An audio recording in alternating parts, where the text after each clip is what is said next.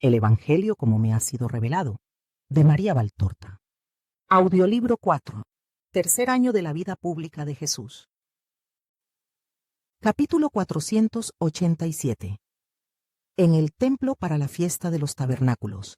Discurso sobre la naturaleza del Cristo. 4 de septiembre de 1946. El templo está aún más lleno de gente que el día anterior, y, entre el gentío que llena el primer patio y en él hormiguea, veo a muchos gentiles, muchos más que ayer. Todos esperan con gran interés, tanto los israelitas como los gentiles. Y hablan gentiles con gentiles y hebreos con hebreos, formando corrillos esparcidos acá o allá, sin perder de vista las puertas. Los doctores, debajo de los pórticos, se esfuerzan en alzar la voz como reclamo, y para hacer alarde de elocuencia. Pero la gente está distraída y predican a pocos alumnos. Está Gamaliel, en su sitio, pero no habla. Pasea atrás y adelante sobre su suntuosa alfombra, con los brazos cruzados, la cabeza baja, meditando. La larga túnica y el manto aún más largo, que está suelto y pende sujeto a los hombros por dos broches de plata, en forma de rosetones, forman por detrás una cola que él aparta con el pie cuando vuelve sobre sus pasos. Sus discípulos, los más fieles, bien juntos al muro, le miran en silencio, con temor, y respetan la meditación de su maestro. Algunos fariseos y algunos sacerdotes dan muestra de tener muchas cosas que hacer, y van y vienen. La gente, que comprende sus verdaderas intenciones, los señala, unos a otros se los señalan, y algún comentario surge, como un cohete abrasador, para abrazar su hipocresía. Pero ellos fingen no oír. Ven prudente no reaccionar, porque son pocos respecto a los muchos que no odian a Jesús y que, por el contrario, los odian a ellos. Ahí está, hoy viene por la puerta dorada. Corramos. Yo me quedo, vendrá aquí a hablar. No pierdo el sitio. Yo tampoco. Además, los que se marchan dejan el sitio a los que nos quedamos. ¿Pero le dejarán hablar? Si le han dejado entrar. Sí, pero es distinto. Como hijo de la ley, no pueden impedirle entrar, pero como rabí pueden echarle si quieren. ¿Cuántas distinciones? Si le dejan ir a hablar al Dios, ¿por qué no tienen que dejarle hablar a hombres? El que habla es un gentil. Es verdad, dice otro gentil. A nosotros, porque somos impuros, no nos dejáis ir allá, pero venir aquí sí, esperando que nos hagamos circuncisos. Calla, quinto, por esto le dejan que nos hable a nosotros, esperando podarnos como si fuéramos árboles. Pero no, nosotros venimos para poner sus ideas como ramas de injerto en nosotros, silvestres. Así es el único que no nos desprecia. Respecto a esto, cuando vamos con una bolsa de monedas a comprar, no nos desprecian tampoco los otros. Mira, los gentiles nos hemos quedado como dueños y señores de este sitio. Oiremos bien, y vamos a ver mejor. Me gusta ver las caras de sus enemigos por Júpiter. Un combate de caras. Calla, que no te oigan nombrar a Júpiter, está prohibido aquí. Bueno, entre Júpiter y Yahvé hay poca diferencia. Y entre dioses no se ofenderán. Yo he venido movido por un buen deseo de escuchar, no para burlarme. Se habla mucho, por todas partes, de este Nazareno. Me dije, en esta época hace bueno y voy a oírle hablar. Hay quien va más lejos para oír los oráculos. ¿De dónde vienes? De Persia. ¿Y tú? De Tarso. Yo soy casi hebreo. Mi padre era un helenista de Iconio, pero se casó en Antioquía de Cilicia con una romana, y luego murió antes de que yo naciera. Pero la progenie es hebrea. Tarda en venir. ¿Será que le han detenido? No temas, nos lo dirían los gritos del gentío.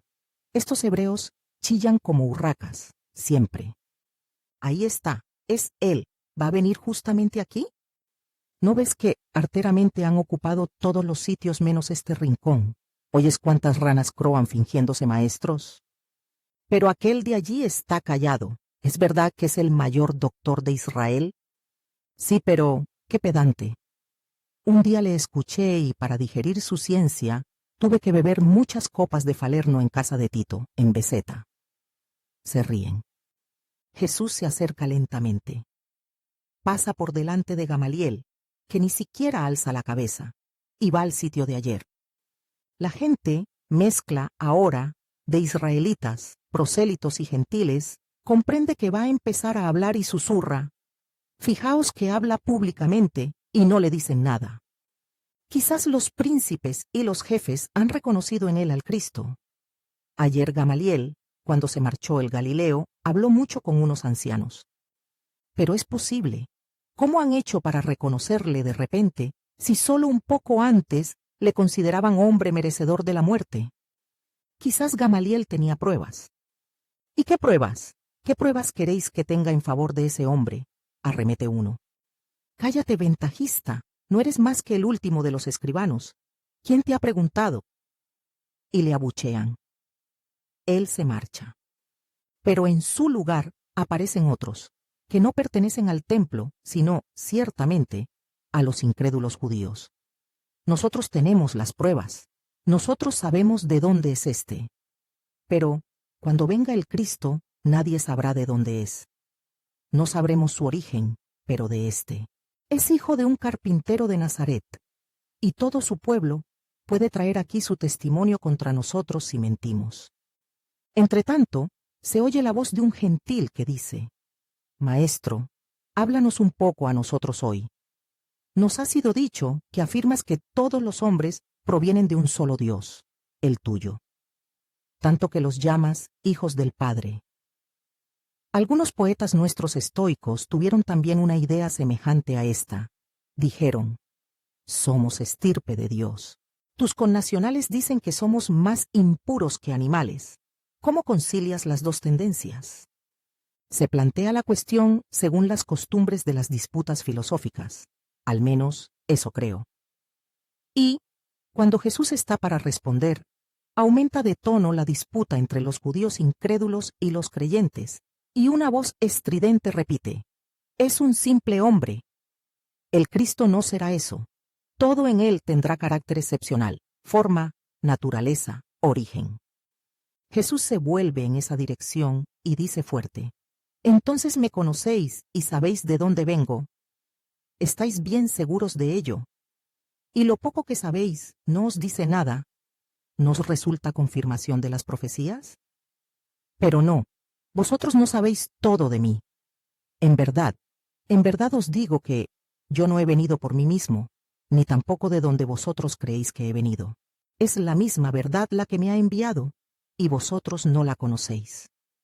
Prorrumpen los enemigos en un grito de enfado. La misma verdad. Vosotros no conocéis sus obras, no conocéis sus caminos, los caminos por los que yo he venido. El odio no puede conocer ni los caminos ni las obras del amor. Las tinieblas no pueden aguantar la vista de la luz. Mas yo conozco a aquel que me ha enviado, porque yo soy suyo, parte suya y un todo con él. Y él me ha enviado para que cumpla lo que su pensamiento quiere. Nace un tumulto. Los enemigos se lanzan contra él para ponerle las manos encima, para capturarle y pegarle. Apóstoles, discípulos, pueblo, gentiles, prosélitos reaccionan para defenderle. Acuden otros a ayudar a los primeros, y quizás hubieran logrado su objetivo, pero Gamaliel, que hasta ese momento parecía ajeno a todo, deja su alfombra y va hacia Jesús, apartado hacia el pórtico por quienes le quieren defender, y grita: dejadle, quiero oír lo que dice. Más que el pelotón de legionarios que, de la Antonia, acude para calmar el tumulto, hace la voz de Gamaliel. El tumulto cesa cual torbellino que se deshace, y el clamor se calma transformándose en rumor. Los legionarios, por prudencia, se quedan cerca del muro externo, pero ya sin función alguna. Habla, ordena Gamaliel a Jesús. Responde a los que te acusan. El tono es imperioso, pero no burlón. Jesús da unos pasos hacia adelante, hacia el patio. Tranquilo, reanuda el discurso. Gamaliel permanece donde está, y sus discípulos se apresuran a llevarle alfombra y escabel para que esté cómodo. Pero él se queda de pie, los brazos cruzados, la cabeza baja, los ojos cerrados, concentrado en escuchar. Me habéis acusado sin motivo, como si hubiera blasfemado en lugar de decir la verdad. Yo, no para defenderme, sino para daros la luz con el fin de que podáis conocer la verdad, hablo. Y no hablo por mí mismo, sino que hablo recordando las palabras en que creéis y por las que juráis. Ellas me dan testimonio. Vosotros lo sé, no veis en mí sino a un hombre semejante a vosotros, inferior a vosotros. Y os parece imposible que un hombre pueda ser el Mesías. Como mínimo pensáis que tendría que ser un ángel este Mesías, el cual debe tener un origen tan misterioso como para poder ser rey por la simple autoridad que el misterio de su origen suscita. Pero, ¿acaso alguna vez en la historia de nuestro pueblo, en los libros que forman esta historia, y que serán libros tan eternos cuanto el mundo, porque a ellos los doctores de todas las naciones y de todos los tiempos irán a beber, para corroborar su ciencia y sus investigaciones sobre el pasado con las luces de la verdad? ¿Acaso alguna vez se dice en estos libros que Dios haya hablado a un ángel suyo para decirle: tú serás para mí, de ahora en adelante, hijo, porque yo te he engendrado? Veo que Gamaliel pide una tablilla y pergaminos, se sienta y escribe. Los ángeles, criaturas espirituales siervas del Altísimo y mensajeras suyas, han sido creados por él como el hombre, como los animales, como todo lo que fue creado. Pero no han sido engendrados por él, porque Dios engendra únicamente a otro sí mismo, pues no puede el perfecto engendrar sino a un perfecto, a otro ser parejo a sí mismo, para no rebajar su perfección, engendrando a una criatura inferior a él. Ahora bien, si Dios no puede engendrar a los ángeles, y ni siquiera elevarlos a la dignidad de hijos suyos, ¿cómo será el hijo al que dice: tú eres mi hijo, hoy te he engendrado? ¿Y de qué naturaleza será si engendrándolo y señalándoselo a sus ángeles dice: y le adoren todos los ángeles de Dios? ¿Y cómo será este hijo para merecer oír que el Padre, aquel a cuya gracia se debe el que los hombres le puedan nombrar con el corazón anonadado en adoración, le dice: siéntate a mi derecha hasta que haga de tus enemigos escabel para tus pies? Ese hijo no podrá ser sino Dios como el Padre, con quien comparte atributos y poderes, y con quien goza de la caridad, que los letifica en los inefables e incognoscibles amores de la perfección hacia sí misma. Pero, si Dios no ha juzgado conveniente elevar al grado de hijo a un ángel, habría podido decir de un hombre lo que, al final de este hará 3 años, dijo de quien aquí os habla en el vado de Betabara. Y muchos de vosotros que os oponéis a mí estabais presentes cuando lo dijo. Vosotros lo oísteis y temblasteis, porque la voz de Dios es inconfundible, y sin una especial gracia suya abate a quien la oye, y estremece su corazón. ¿Qué es entonces el hombre que os habla? ¿Es acaso uno que ha nacido de principio y de voluntad de hombre, como todos vosotros?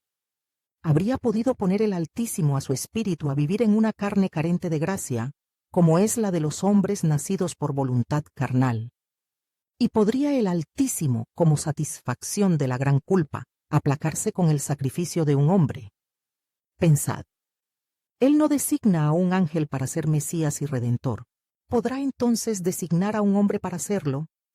¿Y podía el Redentor ser solo hijo del Padre, sin asumir naturaleza humana? ¿Ser el Redentor con medios y poderes que superaran las humanas deducciones? ¿Y el primogénito de Dios podía acaso tener padres si es el primogénito eterno? ¿No se os trastoca el soberbio pensamiento ante estos interrogantes que suben hacia los reinos de la verdad, acercándose cada vez más a ella, y que hallan respuesta solo en un corazón humilde y lleno de fe? ¿Quién debe ser el Cristo? ¿Un ángel? Más que un ángel. ¿Un hombre? Más que un hombre. ¿Un Dios? Sí, un Dios. Pero con una carne unida a él, para que ésta pueda cumplir la expiación de la carne culpable. Todas las cosas deben ser redimidas a través de la materia con que pecaron. Dios, por tanto, habría debido enviar a un ángel para expiar las culpas de los ángeles caídos, y que expiara por Lucifer y sus seguidores angélicos, porque ya sabéis que Lucifer también pecó. Pero Dios no envía a un espíritu angélico a redimir a los ángeles tenebrosos. Ellos no han adorado al Hijo de Dios, y Dios no perdona el pecado contra su Verbo engendrado por su amor. Pero Dios ama al hombre y envía al hombre, al único perfecto, a redimir al hombre y a obtener paz con Dios. Y es justo que solo un hombre Dios pueda cumplir la redención del hombre y aplacar a Dios. El Padre y el Hijo se han amado y se han comprendido. Y el Padre ha dicho, quiero, y el Hijo ha dicho, quiero, y luego el Hijo ha dicho, dame, y el Padre ha dicho, toma. Y el Verbo tuvo una carne, cuya formación es misteriosa, y esta carne se llamó Jesucristo, Mesías, aquel que debe redimir a los hombres, llevarlos al reino, vencer al demonio, quebrar las esclavitudes. Vencer al demonio. No podía un ángel, no puede cumplir lo que el Hijo del Hombre puede, y por esto, Dios no llama a los ángeles a la gran obra, sino al hombre. Aquí tenéis al hombre, cuyo origen se os presenta incierto, o es negado por vosotros, u os pone pensativos.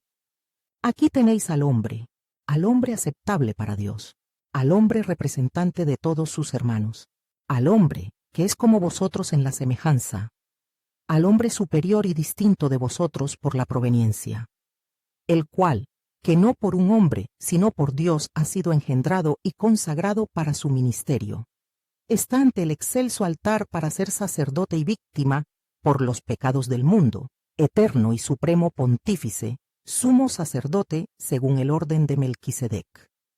No temáis. No tiendo mis manos hacia la tiara pontifical. Otra corona me espera. No temáis. No os voy a quitar el racional. Otro está ya preparado para mí. Temed solo, más bien, el que para vosotros no sirva el sacrificio del hombre y la misericordia del Cristo. Os he amado tanto, tanto os amo, que he obtenido del Padre mi anonadamiento. Os he amado tanto, tanto os amo, que he pedido asimilar todo el dolor del mundo para daros la salud eterna. ¿Por qué no me queréis creer? ¿No podéis creer todavía? ¿No está escrito del Cristo, tú eres sacerdote para siempre según el orden de Melquisedec? ¿Y cuándo comenzó el sacerdocio? ¿Quizás en tiempos de Abraham? No, y vosotros lo sabéis.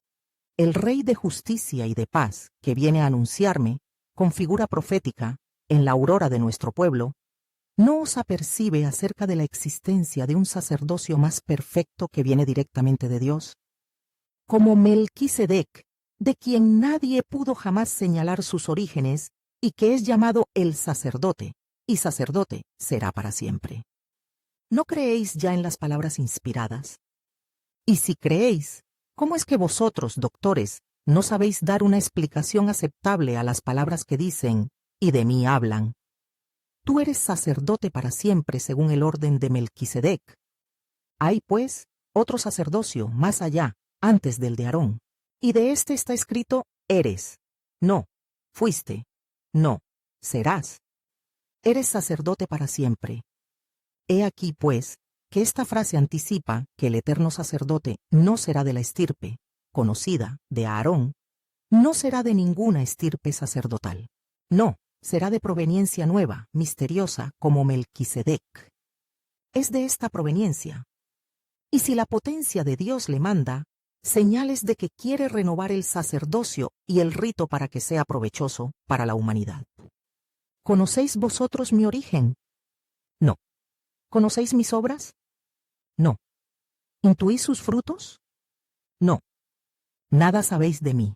Podéis ver, pues, que también en esto soy el Cristo, cuyo origen y naturaleza y misión deben permanecer desconocidos hasta que a Dios le plazca revelarlos a los hombres. Bienaventurados los que sepan, los que saben creer, antes de que la revelación tremenda de Dios los aplaste contra el suelo con su peso, y ahí los clave y triture bajo la fulgurante poderosa verdad pronunciada. Como trueno desde los cielos, como grito desde la tierra, este era el Cristo de Dios. Vosotros decís, es de Nazaret, su padre era José, su madre es María. No. Yo no tengo padre que me haya engendrado hombre, no tengo madre que me haya engendrado Dios. Y no obstante tengo una carne, y la he asumido por misteriosa obra del Espíritu, y he venido a vosotros pasando por un tabernáculo santo, y os salvaré después de haberme formado a mí mismo por voluntad de Dios. Os salvaré, haciendo salir a mi verdadero yo mismo del tabernáculo de mi cuerpo, para consumar el gran sacrificio de un Dios que se inmola por la salvación del hombre. Padre, Padre mío, te lo dije al principio de los días. Aquí estoy, para hacer tu voluntad.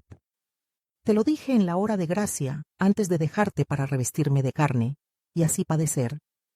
Aquí estoy, para hacer tu voluntad.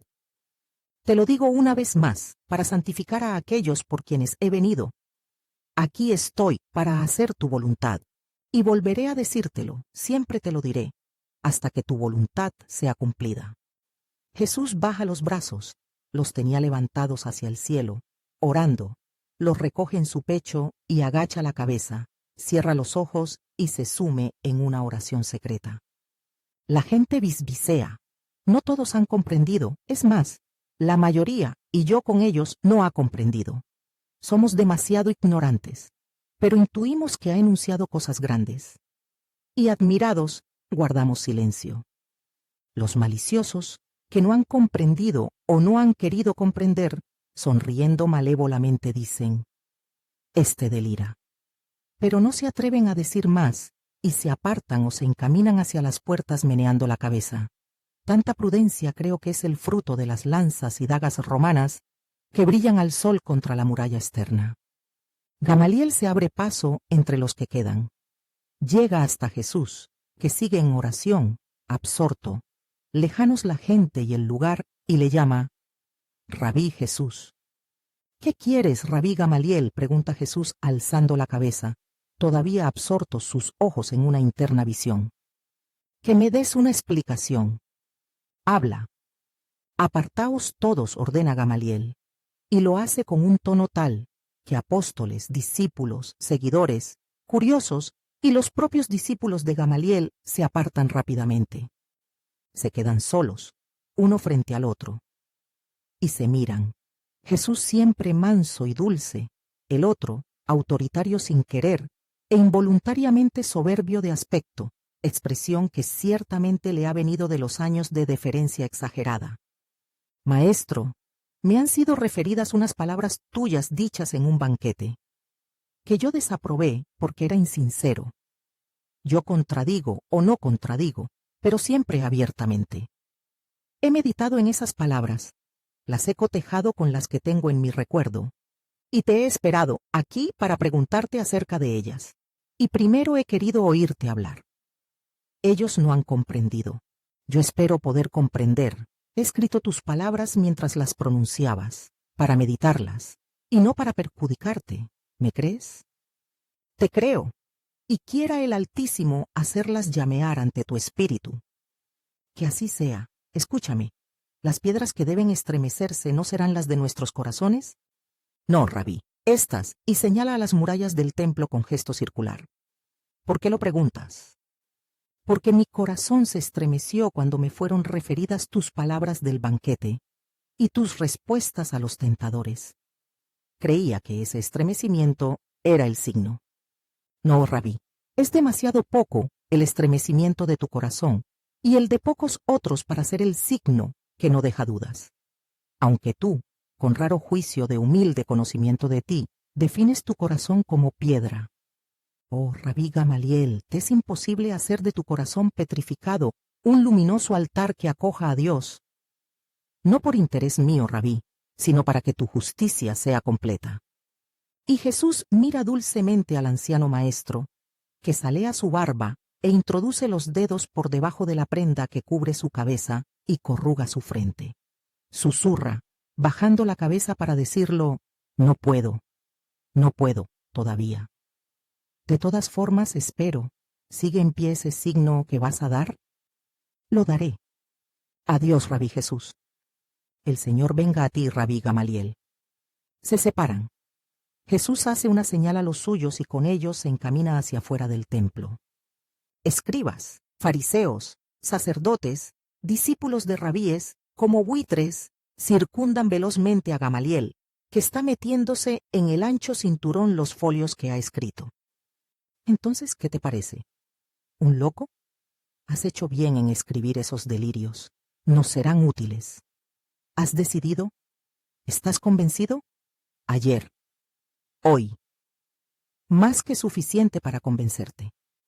Hablan tumultuariamente, y Gamaliel calla, y mientras se coloca el cinturón, cierra el tintero que lleva colgado a éste, devuelve a su discípulo la tablilla en que se ha apoyado para escribir en los pergaminos.